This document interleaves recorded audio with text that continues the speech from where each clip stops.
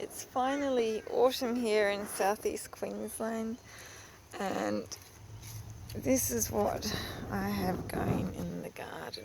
We have kale that's been here all over the summer period. This is a wicking bed, so it has continuous supply of water, and this kale has done perfectly over summer.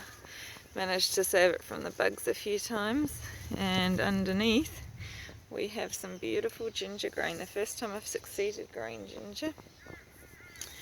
And we have a lovely piece of root growing here with the ginger. Now we've just had a lot of rain and this wicking bed was completely filled up with water. I lost a few plants. I lost a cucumber that I had planted there, and over in the other bed I lost some celery. But this here is a cucumber that I planted. It's really the wrong time of year for us to grow cucumber, but I just wanted to try it and see if I could get a few more cucumbers. And we have some celery in the back there. First time I've tried celery in the wicking bed, but I think it's going to do much better than it does in the garden because it never gets enough water in the garden. Now this here is the I suppose kind of shade house that I created for over the summer period so that we didn't get fruit fly and we could grow zucchinis. And I have a zucchini growing in here. Here we go. I'm more using it as protection from my chooks at the moment, but they did manage to get in here the other day and do a little bit of damage to my plant. But we have some little zucchinis growing there. I'm just hoping that they will actually come to flower and not die beforehand. And I did have some kale, but my chickens love kale. That's the first thing they attack when they get in.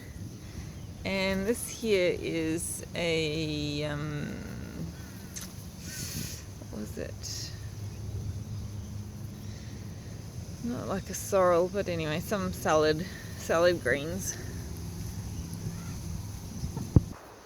This section's waiting for me to finish it off, and then that will be all cabbages. Here we have a dragon fruit tree, which we've not yet succeeded in getting dragon fruit. We get flowers, but they never set. And my sweet potato patch, which I'm really looking forward to digging up and seeing what's under there, but at the moment we're just eating the greens.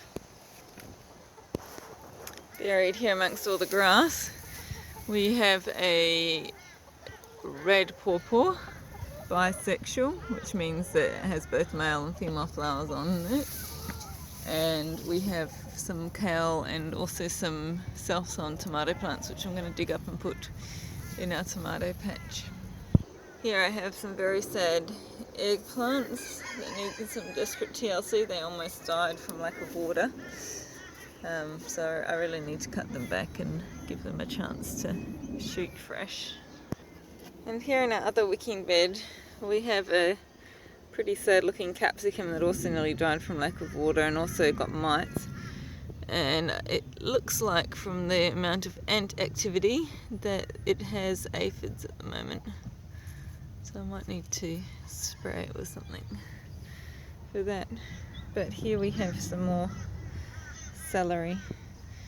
I had planted peas in this bed, but the rats came and ate all my peas. But the rat is now dead, so I'll have to make a new wicking bed to plant peas in. And here we have tomatoes.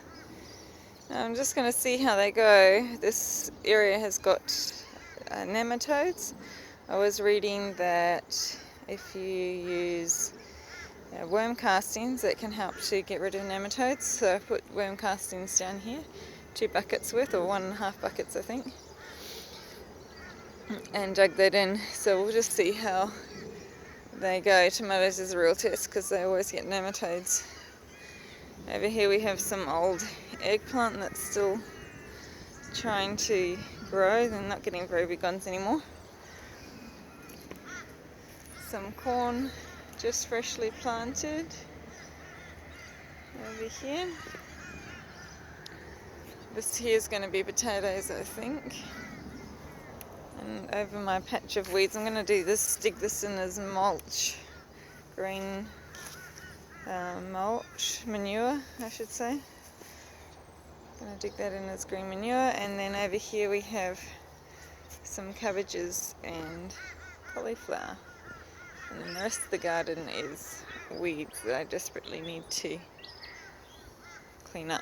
This is sweet potatoes as well, just self-sown. So I need to dig them up and reclaim that bed for something else as well. And our banana trees over here are very sad. They're all falling over, so we're going to cut them. We've been talking about cutting them down for years, so we're going to cut them down and start again fresh somewhere else. And these ones here, we actually got fruit off these dragon fruit, 1 fruit each. Oh, I just see a new flower. So that looks exciting. Hopefully there'll be another flower somewhere too. Apparently dragon fruit prefer to be pollinated from a different flower. So they do self-pollinate, but they prefer to be pollinated from something else. But I can't see another flower, so we'll just see how this one goes. So that's it for our beginning of autumn garden. It's the 3rd of April. So we're quite late at starting, but it's just been too hot, too wet last week, and I haven't been that well, so we'll see what happens. Whatever happens, happens, and we'll enjoy the produce of it. Catch ya.